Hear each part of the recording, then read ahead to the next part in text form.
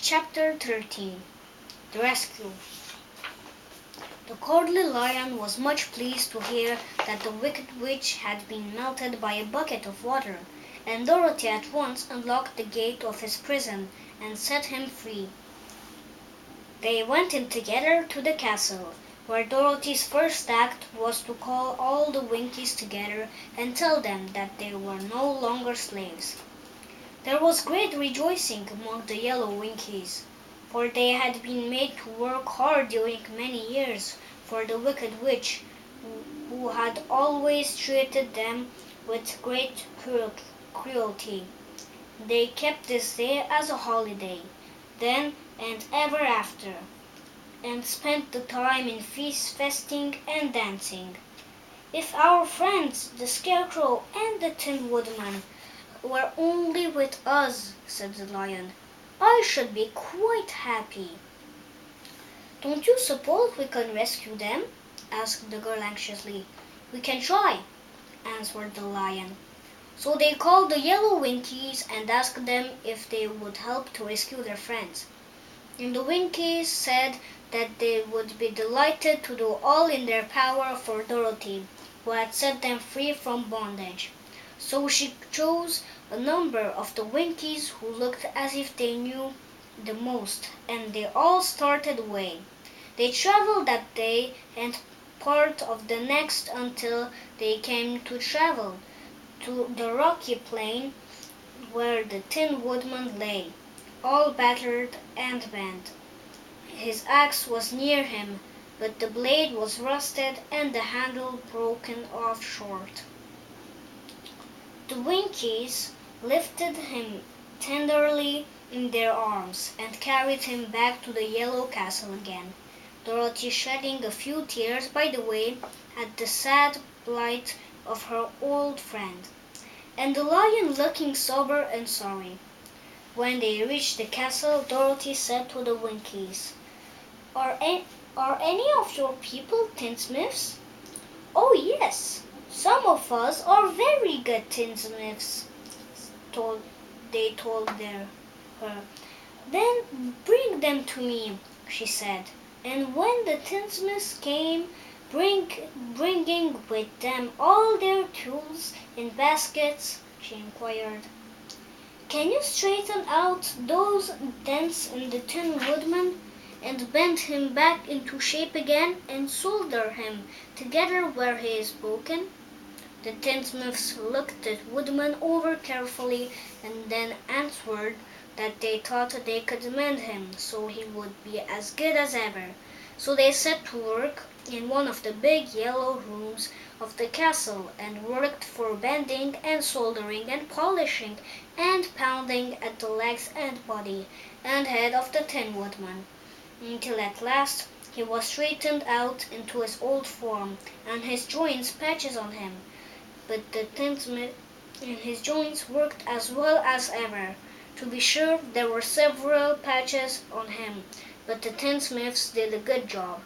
And the Woodman was not a vain man. He did not mind the patches at all.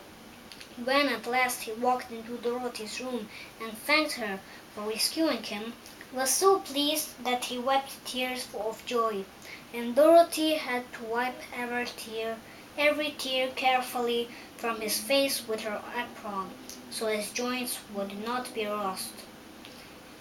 At the same time, her own tears fell thick and fast at the joy of meeting her old friend again, and these tears did not need to be wiped away.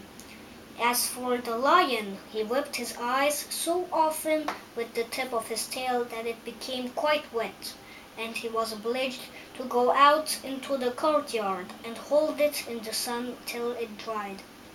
If we only had the Scarecrow with us again, said the Tin Woodman, when Dorothy had finished telling him everything that had happened. I should be quite happy. We must try to find him, said the girl. So she called the Winkies to help her, and they walked all that day and part of the next until they came to the tall tree in the branch of which the winged monkeys had tossed the Scarecrow clods. It was a very tall tree, and the trunk was so smooth that no one could climb it, but the woodman said at once, "I'll chop it down, and then when we can get the scarecrow's clothes." Now, while the tinsmiths had been at work mending, the woodman himself, another of the Winkies, was a goldsmith, had made an axe handle of solid gold and fitted it to the woodman's axe instead of the old broken handle. Others polished the blade until all the rust was removed and it glistened like burnished silver. As soon as he had spoken, the Tin Woodman began to chop, and in a short time the tree fell over with a crash, when the Scarecrow's clods fell out of the branch and rolled off on the ground. Dorothy picked them up and had the Winkies carry them back to the castle, where they were stuffed with nice clean straw. And behold, here was the Scarecrow, as good as ever, thanking them over and over again for saving him. Now that they were reunited, Dorothy and her friends spent a few happy days at the Yellow Castle, where they found everything they needed to make them comfortable. But one day the girl thought of Aunt Em and said, "We must go back to Oz and claim his promise." "Yes," said the woodman, "at last I shall get my heart."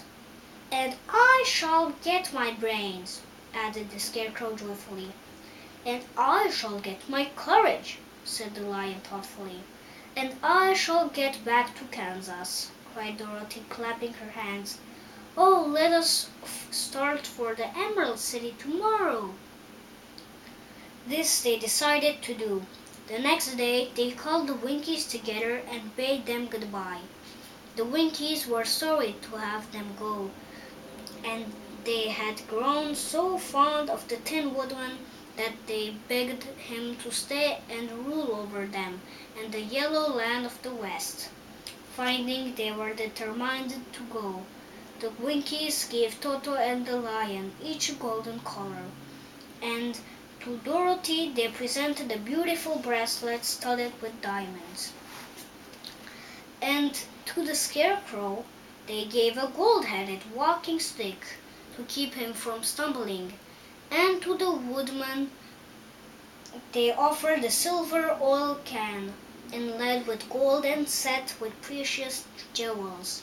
Every one of the travelers made the Winkies a pretty speech in return, and all shook hands with them until their arms ached. Dorothy went to the witch's cupboard to fill her basket with food for the journey, and there she saw the golden cap. She tried it on her own head and found that it fitted her exactly.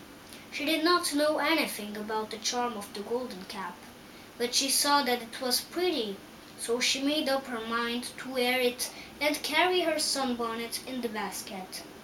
Then, being prepared for the journey, they all started for the Emerald City, and the Winkies gave them 3 cheers and many good wishes to carry with them.